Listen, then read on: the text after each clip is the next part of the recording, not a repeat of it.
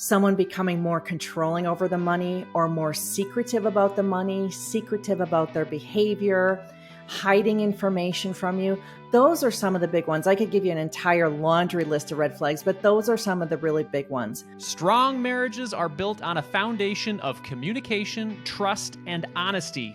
When that communication, trust, and honesty starts to break down, things can start to head in the wrong direction. A common marital issue with its roots in dishonesty is with financial infidelity. Today, we're going to learn more about financial infidelity, how to spot signs of it, and what we can do about it as married couples. And to help us with this important topic, I've invited Tracy Conan on the show today. Tracy works as a forensic accountant through her firm Sequence Inc. Forensic Accounting. She has been doing fraud investigations for more than 25 years and often testifies as an expert witness around the country. Welcome to the show, Tracy. Thanks for having me, Andy. Absolutely. Well, let's start off with this topic around financial infidelity. What does that even mean? What is financial infidelity? In the simplest of terms, it's dishonesty surrounding the money, but it can cross over into financial abuse where someone is exerting control over their spouse with the money. But bringing it back to the dishonesty part of it, we're talking about things like spending money without your spouse's consent, spending money outside of the agreements you and your spouse might have about money, keeping information from your spouse about the money so that they don't know what you're spending money on things that they would not approve of if they knew about it. Yeah, these are good examples for us to understand where that is. And there's probably a gray line there somewhere. And it all probably starts with your personal relationship, right? How do we define what the bad area is and what the good area is with regard to this dishonesty? Well, the really bad area is pretty easy when we think about things like spending on affair partners or on illegal drugs, prostitutes, gambling. I suppose gambling, if your spouse knows about it and consents to it, it's maybe not a bad thing or not disallowed in your marriage. But those are kind of on the bad end of the spectrum. On the not so bad end of the spectrum, where we get into that gray area is, going and buying the expensive pair of shoes that your spouse wouldn't want you to buy, spending on an expensive hobby against your spouse's wishes, just overspending in a way that harms your family and isn't honest with your spouse. Yeah. How prevalent is this in marriage? I know you've been at this for quite a while. What have you seen? I see that it happens in many marriages, but to a different degree. It happens, in some marriages, it's only a little bit of spending here and there. It's the spouse who goes and gets the fancy coffee at the coffee shop every day, even though they know their spouse doesn't want them to spend that money and their budget really can't support that.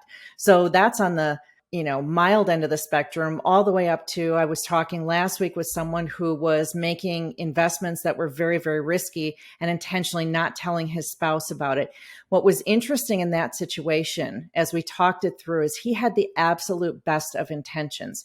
He was making an investment that he believed in, and he was doing it for his family. But the fact that he concealed it from his wife is where it became the financial infidelity, because it was completely dishonest, because she never would have agreed to that investment had she known about it. Wow. Yeah, these are great examples. Do you find this to be more prevalent for men or women, or is it across all genders? It's across the genders. Everyone gets involved in it. I think that the work that I do as a forensic accountant has clients coming to me who are more often women, because they are often in a position in the marriage where they haven't been in control of the money or haven't earned as much money as their spouse. So they're in need of a forensic accountant more often. However, what I find is that both spouses can just as easily be involved in financial infidelity. Now, if somebody's listening to this right now and they're maybe suspecting something that's going on, how do you approach this with your spouse, I guess, in the best manner? Well, the first thing I would like you to do is gather information. So I don't want you to create a big issue if there's nothing to be worried about. So what we do is first we look for red flags. Those red flags are behaviors or signs that indicate that something improper might be going on. I like to say look for things like changes in behavior, someone becoming more controlling over the money or more secretive about the money, secretive about their behavior, hiding information from you. Those are some of the big ones. I could give you an entire laundry list of red flags, but those are some of the really big ones. When you see those, the next step would be to gather some information. If you have access, legal access to a bank account that your name is on, go ahead and download the statements. Take a look at them, see what money is being spent on. If your name is on a credit card account, go ahead and get those. Run a credit report on yourself, see what debts are out there attached to your name. That's the beginning of gathering information so you can see, is there anything obvious there to be worried about? Yeah, that makes sense. Now, is this more difficult in relationships where people maybe have separate accounts and not a joint account? Or I guess, does this happen either way? It can happen either way, but certainly if there are separate accounts, it makes it more difficult to get the information, because if your name isn't on a bank account, you don't have legal access to see what's been going on in that account. And I always tell people who are in divorce or heading towards divorce or having marital problems who are looking into the money, don't break into that online account. Even if your spouse gave you the password to the online account, if your name is not on the account, I shy away from wanting you to log in, because you never know when things are going to go south. So it does make it a little more difficult if there are separate accounts, for sure. Okay, let's say that somebody has seen some red flags. They start to gather some information and they bring it up to their spouse, and they're not very receptive about the discovery of this situation. What do you do in that standpoint? Well, I think that the response, the behavior is probably indicative of whether or not there's a problem. Someone who is very defensive or unwilling to talk about it is more likely to be involved in something that is improper. I think that people who are considering their options with marriage at this point are at a decision point, right? They probably know that something improper is going on. The next logical step would maybe be to go talk to a divorce attorney. Doesn't mean you have to get divorced, but it's really important to understand the laws in your state. If there is missing money, what your options are for how you would recoup that money. You know, if your spouse, let's say, spent $50,000 on gambling that they had taken out of your 401k account without your knowledge, half of that was yours. Is there a way to get that back? One of the ways you can get that money back is potentially if you have equity in your house and that equity is being split at divorce time, you could get a larger share awarded to you. So there are options, but I want you to know in your state where you live what those would be. Yeah, it's important to be informed, to know what's going on. There seems to be a point right there where we say, okay, I'm going to go to a divorce attorney, or maybe I go to a marriage counselor. At one point, is it just Both. too far for a marriage counselor to help? I mean, do we go to both? Right. Oh yeah, if you think that you really want to save the marriage and that you would be willing to rebuild after finding out that your spouse was engaged in financial infidelity, then I think absolutely it is beneficial to seek the advice of a marriage counselor and see if your spouse is willing to work on it with you and rebuild that trust. I don't feel like it's really ever too late to try to salvage it if that's where your heart is. Okay. Well, let's say there's somebody listening and they've already contacted the divorce lawyer. They're kind of already in the process. What are some steps that they can do to prepare financially for that divorce? The first step that I want everyone to take, we've already talked about, and that's gather information.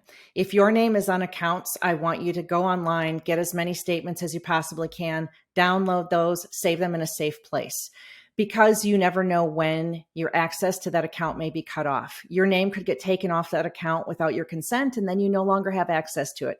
So I always say before we, tell anyone we're going to file for divorce, that we're thinking about it, let's gather all the information we can. Get that credit report on yourself so you know where you stand there. So gathering information is the first thing.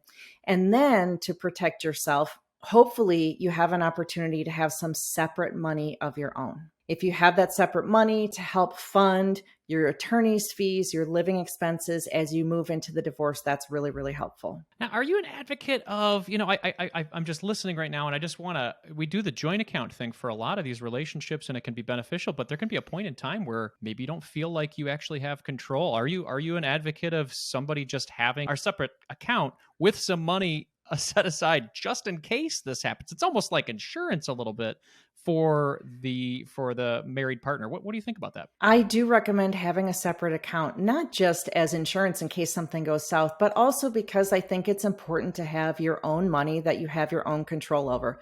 So even if you are the spouse who isn't the breadwinner, to be able to have an account that has money of your own that you might spend on your hobbies, or you might go shopping every once in a while, to be able to have that agency and that control over money that is just yours is really important.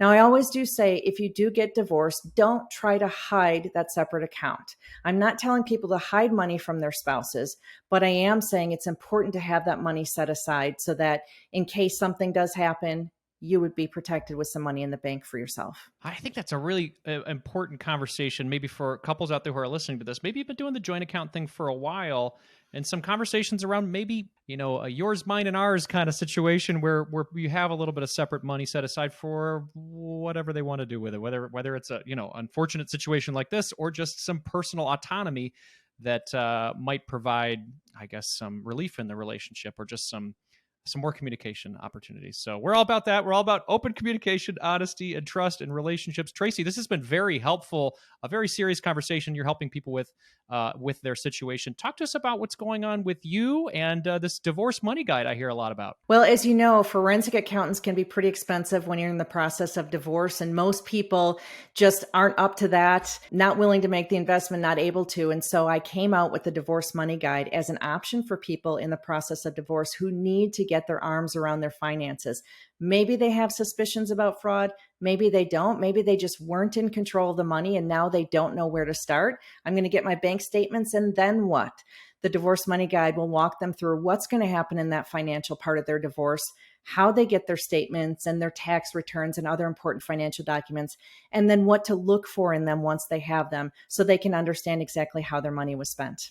Yeah, Tracy, this sounds like a great resource. Obviously, I've seen a lot of divorce lately. Now I'm in my early 40s. I don't know if it's the 10-year itch or whatever the saying is, but it seems to be happening a lot in my life lately. So having some resources out there for individuals that make this process a lot easier. This can be a very, very difficult process emotionally, financially, for people out there. So Tracy, I'm glad you're doing this. Tracy, thank you so much for your time today and dedicating your time to this important topic. Thank you. Thanks for having me, Andy.